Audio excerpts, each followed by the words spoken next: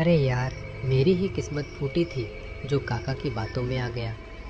बेटा शॉर्टकट ले लो, जल्दी पहुंच जाओगे। खाक जल्दी पहुंचूंगा। यहाँ तो ऐसा लग रहा है जैसे पिछले 100 सालों से कोई इंसान गुजरा ही नहीं है। अगर आज मैं सही सलामत घर पहुंच गया ना, तो कसम भगवान की इस रास्ते पर दिन के उजाले में भी पैर नहीं रखूंगा। चारों तरफ घना जंगल है। सिर्फ सुरेश के कदमों की और उसकी भारी सांसों की आवाज आ रही है। तभी फिर से कुत्तों के रोने की आवाज आने लगती है और साथ ही पायल की छन छन सुनाई देती है।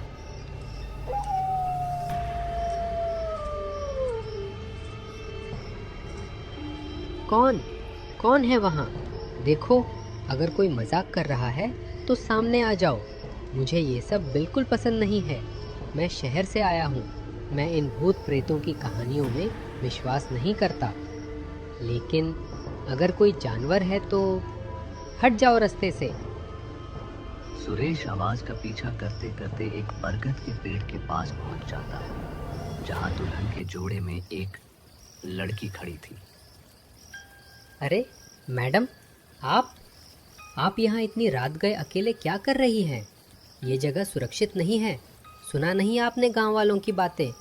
यहाँ रात को जंगली जानवर घूमते हैं। आप ठीक तो हैं? कुछ बोल क्यों नहीं रही? लड़की चुपचाप खड़ी रहती है और बिना नजर हटाए लगातार सुरेश को देखती रहती है। देखिए, मेरा घर पास ही है। अगर आप रास्ता भटक गई हैं तो मैं आपकी मदद कर सकता हूँ। लेकिन ऐसे बुत बनकर मत खड़े रहिए। मुझे डर लग रहा है। चलिए, मेरे साथ चलिए। मैं आपको आपके घर छोड़ देता हूँ। घर? मेरा कोई घर नहीं है मुसाफिर। बरसों पहले मेरा घर, मेरा संसार बसने वाला था, लेकिन किसी ने बसने नहीं दिया। मैं तो इंतज़ार कर रही थी किसी ऐसे का जो मुझे उस घर तक ले जाए जहाँ डोली जाती है। क्या तुम मुझे मेरे ससुराल ले जाओगे? उस लड़की के हाथों की मेहंदी अभी तक उतरी नहीं थी। इससे पहले कि सुरेश कुछ समझ पाता या कुछ कह पाता, वह अचानक अपने असली रूप में आ जाती है। वह सुरेश पर हमला कर देती है और सुरेश वहीं उसकी चपेट में आकर मर जाता है। समीर का दोस्त विक्रम शहर से उससे मिलने गांव आता है। तभी समीर वहां आ जाता है। वाह भाई समीर, क्या स्वागत है। मैंने सोचा था तेरी शादी है तो गांव में ढोल नगाड़े बज रहे होंगे, लड़कियां छतों से फूल बरसा रही होंगी। लेकिन यहाँ तो ऐसा सन्नाटा है जैसे पूरा गांव किसी अंतिम संस्कार में गया हो। और तू ऐसा क्यों दिख रहा है जैसे तुझे फांसी के फंदे पर लटकाने ले जा रहे हो? चुप कर विक्रम, तू अभी शहर से आया है। तुझे अंदाजा नहीं है कि तूने कितनी जोर से बोला है। यहाँ दीवारों के भी कान होते हैं और हवाओं की भी याददाश्त होती है। मजाक मत कर। चुपचाप बैग उठा और नजरें नीची करके मेरे साथ चल। किसी से आंख मत मिलाना। अरे हद है यार, मैं तेरा बचपन का दोस्त हूँ। इतनी दूर से तेरी शादी अटेंड करने आया हूँ और तू मुझे डांट रहा है। क्या हो गया तुझे?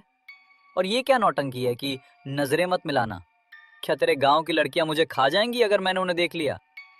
हाँ विक्रम, खा जाएंगी। तू हंस रहा है ना, लेकिन अगर तूने वो देखा होता जो मैंने देखा है तो तेरी हंसी हलक में ही अटक जाती। पिछले हफ्ते ही सुरेश गायब हुआ है और उससे पहले रामू। वो सब जवान थे, सब कुंवारे थे। यहाँ मौत ताक में बैठी है और तू मजाक कर रहा है। दोनों समीर के घर की ओर चल पड़ते हैं। शाम का समय था। समीर और विक्रम कमरे के अंदर बैठे हुए थे और उनके बीच एक लालटेन की हल्की रोशनी फैल रही थी। अब तो हम घर के अंदर हैं। अब तो बता दे कि आखिर माजरा क्या है। मैंने देखा पूरे रास्ते में किसी भी घर के बाहर रंगोली नहीं थी, किसी ने लाल कपड़े नहीं पहने थे। आखिर तू किसकी बात कर रहा था? कौन है वो जो सबको डरा रहा है? वो रूपमती है, इस गांव का वो श्राप जिसे हम पिछले 50 सालों से ढो रहे हैं। लोग कहते हैं कि आत्माएं मुक्ति चाहती हैं, लेकिन वो मुक्ति नहीं चाहती। वो शादी करना चाहती है। उसे हर वो लड़का अपना होने वाला दूल्हा लगता है जो जवान हो और खुश हो। समीर प्लीज, हम 2026 में जी रहे हैं। तू पढ़ा लिखा इंसान है। कोई पागल कातिल घूम रहा हुआ गांव में और तुम लोगों ने उसे भूत बना दिया। पुलिस को क्यों नहीं बुलाते? ये कुंवारा साया वगैरह सब मनगढ़ंत कहानियां हैं। पुलिस वाला भी आया था विक्रम। 2 दिन बाद उसकी वर्दी मिली थी कुएं की मुंडेर पर, और साथ में मिली थी शेरवानी। उस चुड़ैल ने पुलिस वाले को भी नहीं बख्शा। वो लड़कों को उठाती है, उन्हें दूल्हा बनाती है और फिर सुहागरात मनाने के बाद उनकी जान ले लेती है। शांत हो जा भाई। देख, अगर कोई परेशानी है तो हम मिलकर निपटेंगे। मैं हूं ना तेरे साथ। मैं आज रात जागूंगा, देखता हूं कौन सी चुड़ैल मेरे यार को हाथ लगाती है। तू बस आराम कर, तूने बहुत तनाव ले लिया है। विक्रम सो रहा था, लेकिन उसे नींद नहीं आ रही थी। बाहर कुत्तों के रोने की आवाज आने लगी। तभी अचानक बाहर से किसी औरत के चलने की आहट सुनाई दी। आवाज सुनकर वह घबरा जाता है और उठकर बाहर खिड़की के पास आ जाता है।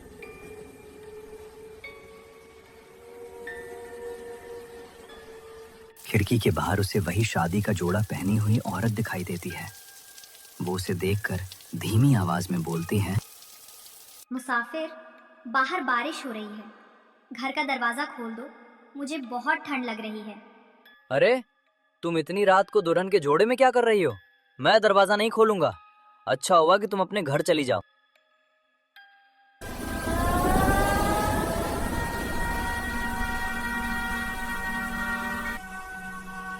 उसे देखकर विक्रम घबरा जाता है और भागकर अपने कमरे में चला जाता है।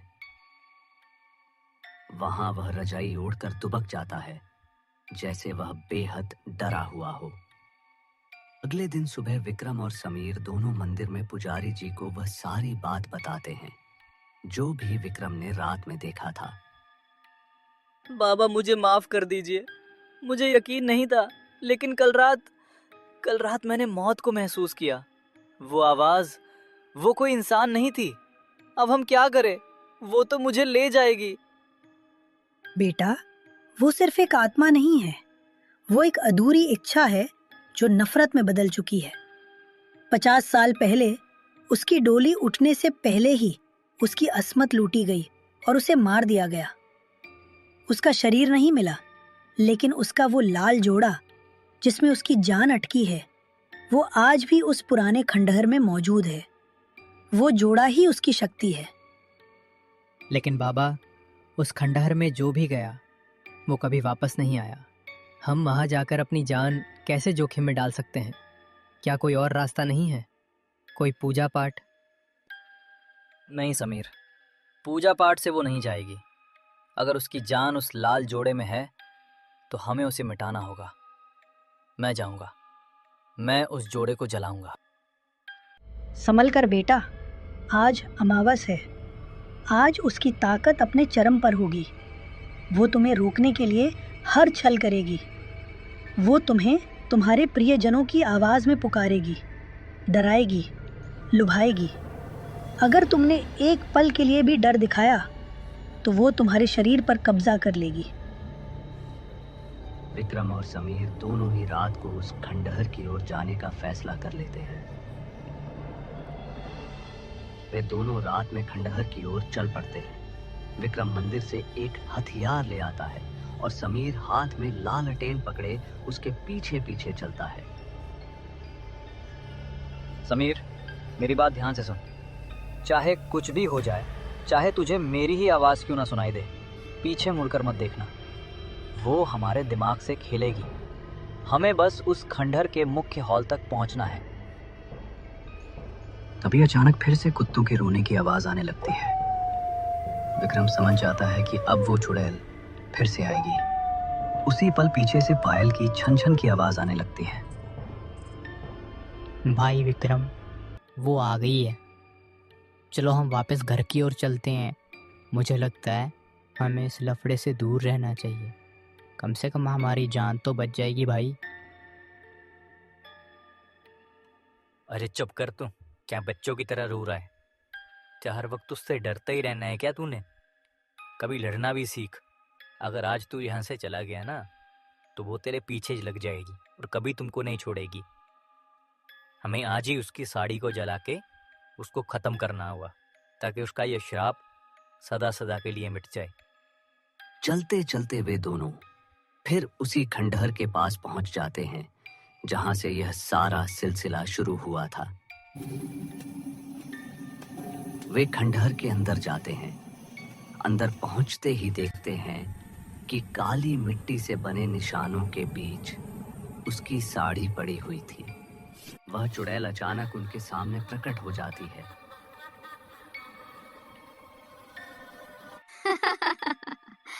आज तुम दोनों यहाँ से बचकर नहीं जा पाओगे। वह दोनों को ऊपर हवा में उठा देती है। छोड़ हमें, छोड़ दे। आज तू हमारे हाथों से बच नहीं पाएगी। तूने बहुत लोगों की जान ली है। आज या तो हम रहेंगे या फिर तू नहीं। और अगले ही पल वे जमीन पर आकर गिर पड़ते हैं। वे दोनों उस चुड़ैल पर हमला कर देते हैं। समीर लालटेन उठाकर उसकी ओर फेंक देता है और वह जलने लगती है। खंडहर का गहरा अंधेरा अब आग की रोशनी में लाल हो चुका था।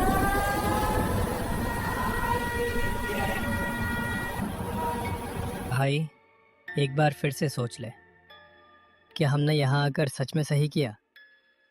मुझे अब भी लग रहा है कि ये सब खत्म नहीं हुआ है।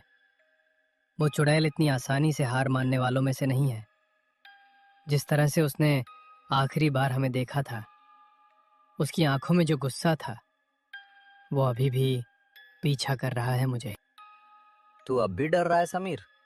डर तो बस शुरुआत है। कुछ चीजें होती हैं जो आग से नहीं जलती, जो खत्म होने के बाद भी खत्म नहीं होती। तू जिस साए से भाग रहा है, हो सकता है वो साया तेरे सबसे पास ही खड़ा हो।